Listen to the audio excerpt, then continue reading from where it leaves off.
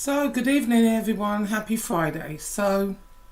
What I'm actually doing and what I had said before, actually, it was Johnny Mac's idea to do like hauntings, like phenomena. He's really into that. And I enjoy it too. I think it's interesting. And so I already did one on Bugsy Siegel and the Flamingo Hotel last week. So this week I'm going to do the Kreischer mansion in Staten Island. Probably a lot of you know about this mansion already that live out there or whatever. Johnny Mac was going to do it with me, but he was going to do a story and I was going to do a story, but he got busy. So we may go live later to address some of the week's events. Not 100 on that yet, but we probably will. So anyway, let's start with the Kreischer mansion. Now, this mansion was recently actually up for sale. Let me show you it. Hang on. So let's see. This is the mansion. This is the mansion itself. It's was recently up for sale. Actually, there were originally twin mansions. Balthasar Kreischer, he was originally from Germany. He had some sort of factory and he built the mansion for his sons Edward and Charles, and they married sisters, and the brothers lived side by side. And the name of the street, strangely enough, was 4500 Arthur Kill Road, which ends up being very ironic. And it was overlooking a neighbourhood that was called Kreischerville. One of the homes that was actually built for Edward was demolished or destroyed by fire in the 30s, and Charles was said to have resided in this remaining home. Let me show you another picture of it. Look, it's very. I don't think I'd want to live there. No, it's beautiful, but oh my gosh, I don't think so. Anyway, it sits on a secluded hilltop, and as you can see, all the trees around it. So I don't think I'd like that either. But it's got a lot of stories to tell. Balthasar Kreischer, he was a wealthy 19th century brick manufacturer, and he built the house, like I said, for his sons Edward and Charles, and in 1886 he actually died, and then his brick factory was burnt to the ground, but that was rebuilt. So in 1894 Edward Kreischer shot himself in the head at the factory, reportedly because of trouble with employees, and it's said that his weeping, distraught wife is among the many ghosts that people claim to hear at the mansion, even though theirs was the one that burnt down. They apparently haunt this particular house. And so in 1899 the final member of the family had retired, and the business that they had was passed out of the family and eventually closed. So during World War One, now let's take a look inside a little bit. Yeah, this is like the downstairs, I suppose, as you go in. It's very spooky inside too. World War One, everything German became taboo, so Kreischer. So the name of the neighbourhood was changed to Charleston, because they didn't like the idea of a German. Oh my god, this freaking thing keeps doing this. Stop it. Oh my gosh. Anyway, so in 1996 the mansion became a restaurant, and patrons would talk of strange happenings like supernatural experiences. This is looks like one of I don't know what it looks like, a bedroom actually, that part. Yeah, Still very. I like the chandelier though, and you know, I guess it's all been renovated now. It apparently is gorgeous inside. Um, so the crying woman, who hadn't been heard in years, is said to be the ghost of Edward Kreischer's wife. Her name was Frida. Now then, there's a guy now who manages it. Well, he owns it actually. His name's Rick Rispoli, and he's a concert promoter, and he's been promoting concert there for over 40 years. And he had said he'd seen a young boy while he was setting up for the hayride for the Haunted House event that the mansion has every year around Halloween, but nobody had any kids there, and the boy was dressed strangely, he said.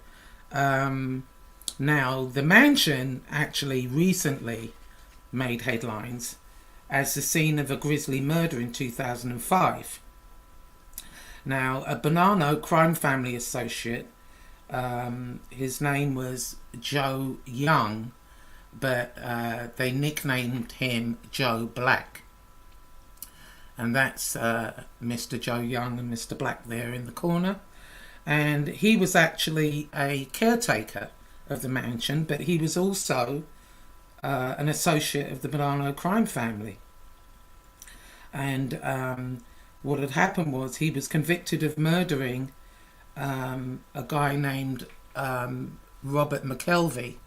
Now this is Robert McKelvey, and him and John Scarpa and another guy, they haven't said who that is, but Gino Galestro, who was in charge of the crew at that time, he apparently ordered the hit. Now I don't know if he was the third man, possibly, but anyway, what they did with this guy, they lured him to the mansion, and he was quite a bit, he was a tough guy, he was hard to kill.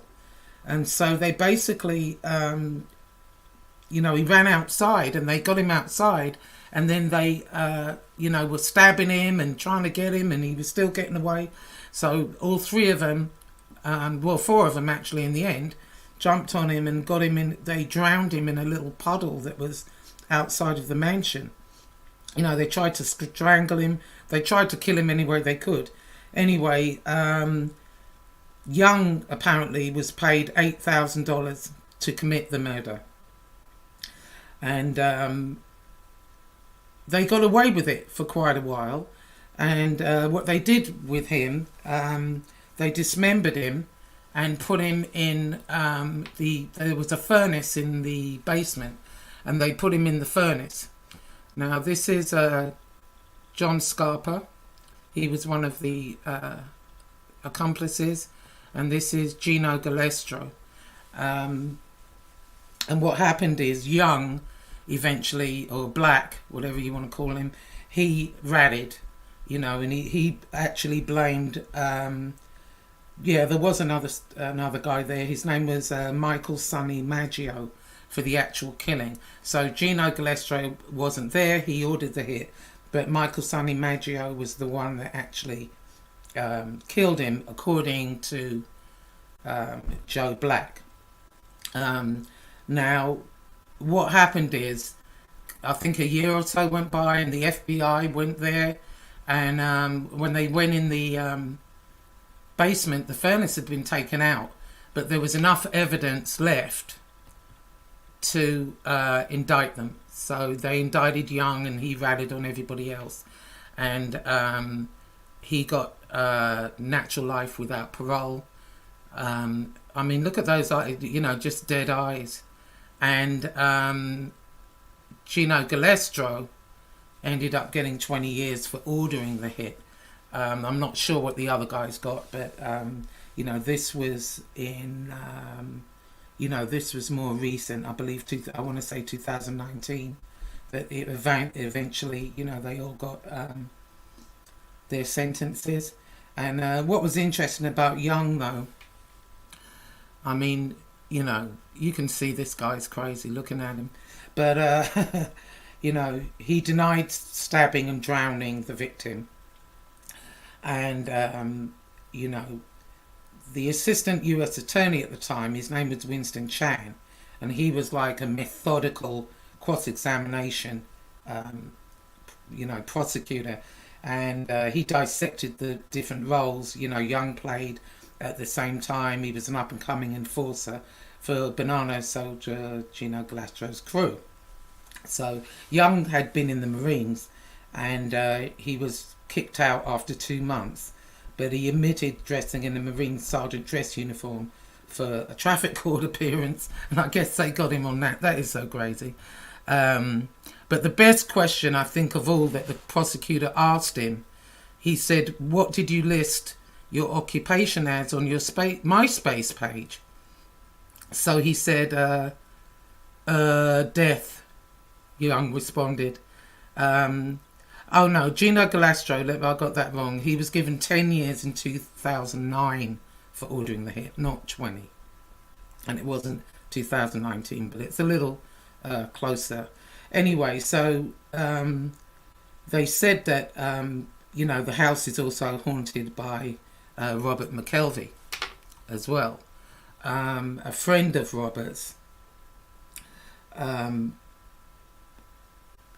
he said he knew him pretty well, and he just said that when he got in his car, he had been to the mansion for something, and he just said he felt funny, and then he said when he got in his car, he said all the radio stations suddenly changed to Christian stations, and there was a song that he heard over and over with the words, "You spoke my name, release me from my chains of sin and give me freedom." He said it was so weird that he had had this conversation and then this happened, The song itself is called Resurrection Power by Chris Tomlin, and they had had that conversation within the house. Now, the concert promoters, Rick Ripoli, he said he also saw mysterious orbs of light near the entrance. They captured orbs of light that moved in different spots in the same formation on a cell phone. The orbs were getting bigger and bigger and moved closer to the home and eventually the entrance. So I guess it's up to what you believe. Personally, I would not want to stay in this house. Hell to the no. No, there's no way in hell. Let's show it again. Yeah, no, there's no way I would stay in there. But it's up for sale. It's 7.4 million. If anyone's got 7.4 million to spare and doesn't mind, being haunted. The auction took place this summer. I don't know if anyone bought it, but they're saying that Boardwalk Empire was filmed there. They used it for certain episodes. Ghost Hunters and Paranormal Lockdown have been filmed there, and they're still renting it out for movies and different things like that. So what I'm going to try and do, I've got a little video here that possibly we can take a look into the house if my StreamYard is willing. Who knows? We'll give it a whirl. Let me share the screen.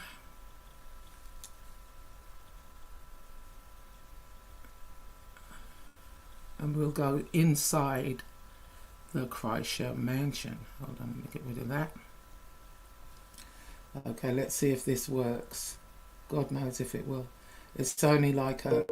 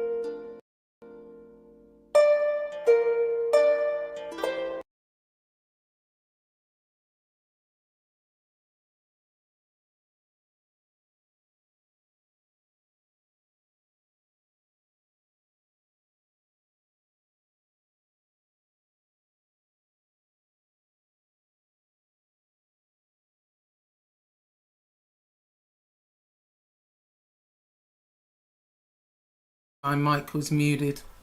Yeah, so that's basically it. I thought it was an interesting story because it's, you know, more recent than the others, but I wouldn't want to stay there, wouldn't want to buy it, would you? I don't know. I believe in that stuff. Yeah, that's frightening to think there's more than one ghost, because apparently they said that Edward and Frida had two boys, little boys, and they died very young, and so they keep seeing this kid, you know, running around and in the mansion and stuff, so they believe it to be their little boy, you know. And then the weeping woman is obviously Frida, and apparently Robert McKelvey is in there also. So, you know, I don't know.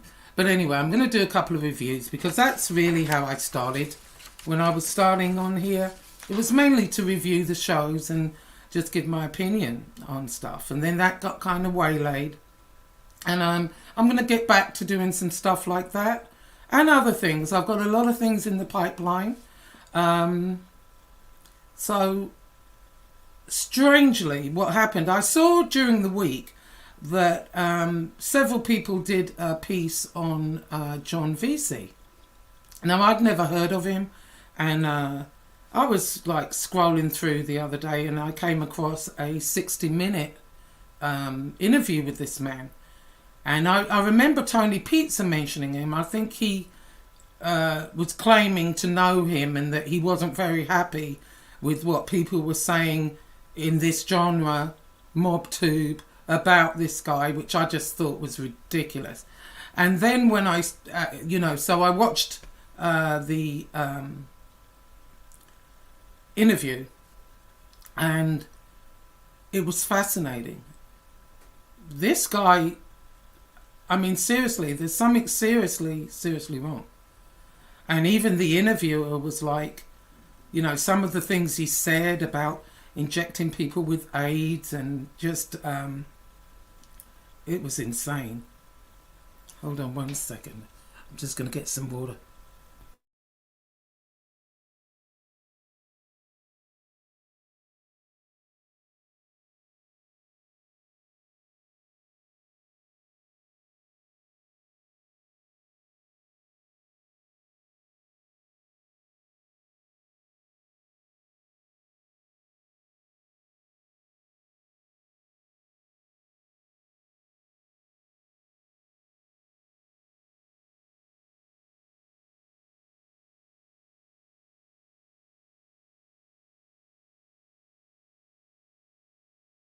Anyway, oh, so I've got my sparkling water, Food Line special.